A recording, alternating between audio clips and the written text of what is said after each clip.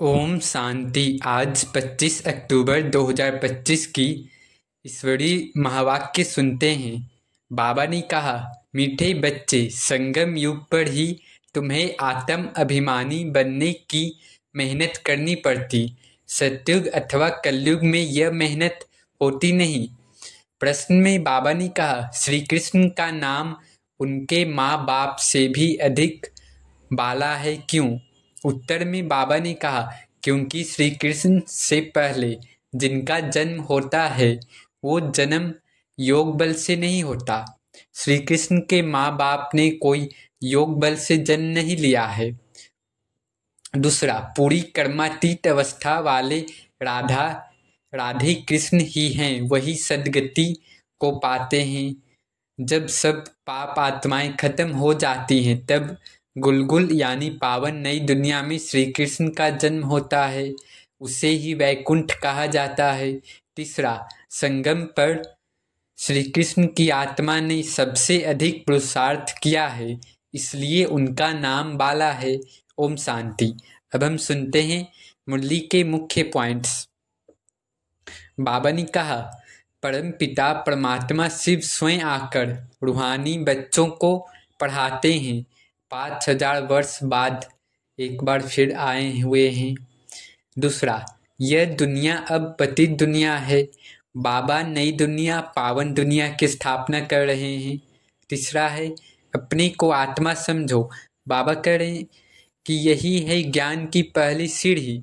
आत्मा सो परमात्मा नहीं कहना है। चौथा है, मुख्य योग है याद की यात्रा। बाबा ने कहा, जिससे आत्मा पवित्र बनती है और विकर्म विनाश होते हैं।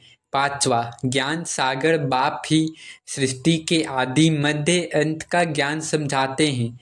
छठा, देही अभिमानी छोड़कर आत्म अभिमानी में रहना, यही सच्चा पुरुषार्थ है।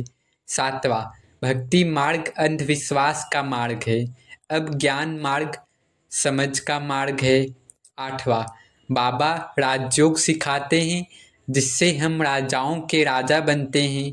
नौवां, ब्राह्मण कुल की स्थापना हो चुकी है, इन्हीं से सूर्यवंशी और चंद्रवंशी देवता बनेंगे। 10वां, कर्म करते हुए याद में रहना ही सबसे बड़ी साधना है, यही से विकर्म मिटते हैं।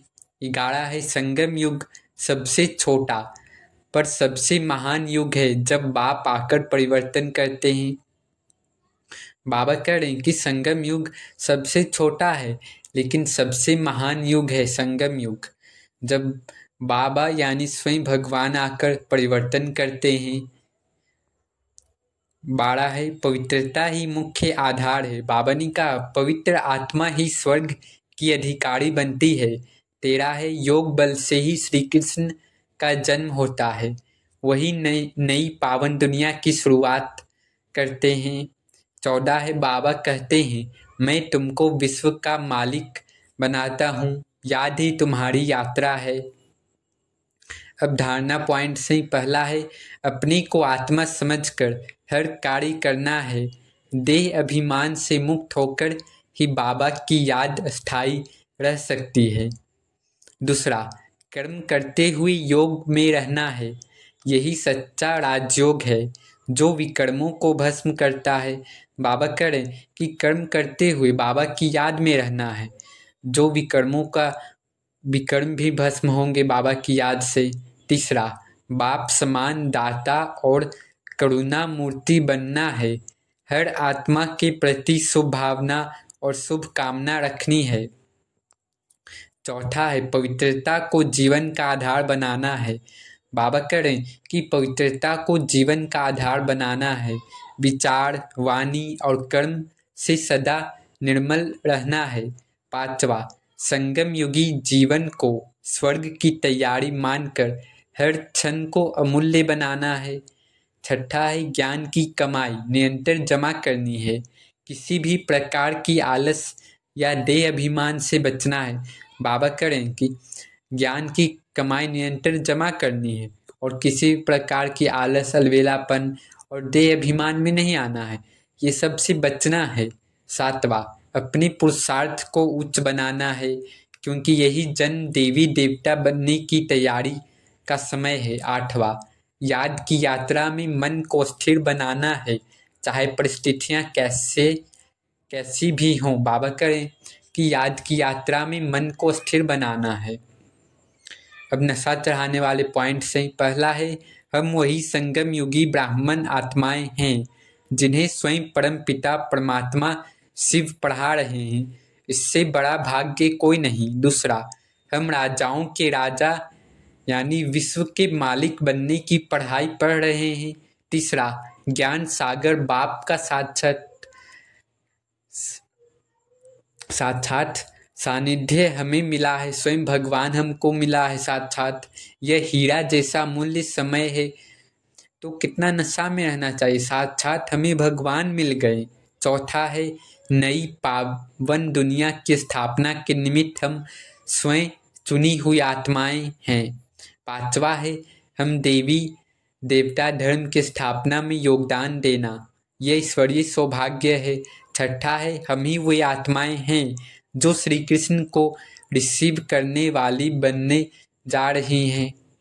तो नशा में रहना है, हमारे अंदर बाप समान शक्तिशाली बनने का नशा सदा जागृत रहना चाहिए। आठवां है, हमारा भाग्य निश्चित और अविनाशी है। यह संगम युगी जीवन ही सच्ची स्वर्णिम कमाई है।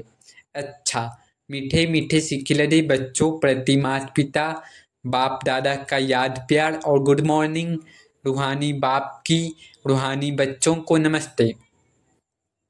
धारणा के लिए मुख्य सार है, बाबा ने कहा बुद्धि को पवित्र बनाने के लिए याद की यात्रा में मस्त रहना है। बाबा करें कि बुद्धि को पवित्र बनाने की याद की यात्रा में मस्त रहना है।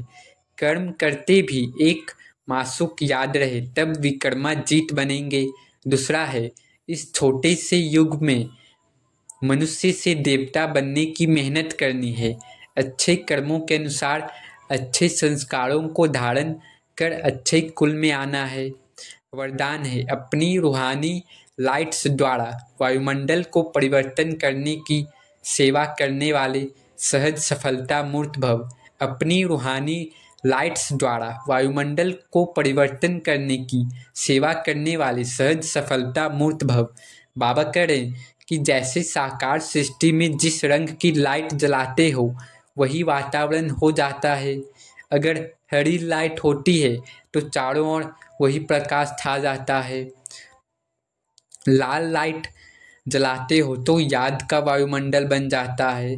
जब स्थूल लाइट वायुमंडल को परिवर्तन कर देती है तो आप लाइट हाउस परिवर्तन बाबा करें जब स्थूल लाइट परिवर्तन कर देती है तो आप लाइट हाउस भी पवित्रता की लाइट व सुख की लाइट से वायुमंडल परिवर्तन करने की सेवा करो तो सफलता मूर्त बन जाएंगे। स्थूल लाइट आँखों से देखते हैं, रूहानी लाइट अनुभव से जानेंगे। स्लोगन है, व्यर्थ बातों में समय और संकल्प गंवाना यह भी अपवित्रता है। व्यर्थ बातों में समय और संकल्प गंवाना यह भी अपवित्रता है। तो आज देखना है कि कहीं भी तो हम शायद दिन में कहीं व्यर्थ बात समय और संकल्प तो नहीं गंवा रहे हैं, तो यह भी अपवित्रता की निशानी हो गई। अव्यक्त इशारे हैं, स्वयं और सर्व के प्रति मनसा द्वारा योग की शक्तियों का प्रयोग करो। बाबा करें कोई भी खजाना कम खर्च करके अधिक प्राप्ति कर लेना, यही योग का प्रयोग है।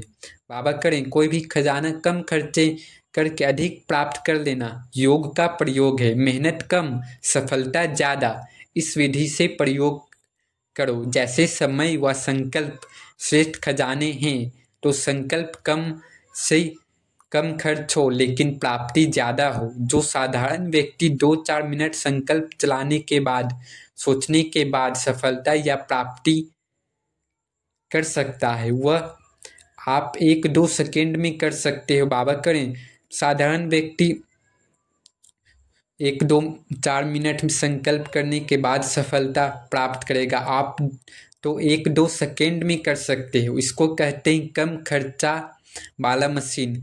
खर्च कम करो लेकिन प्राप्ति 100 गुना हो। इससे समय की व संकल्प की जो बचत होगी वह औरों की सेवा में लगा सकेंगे।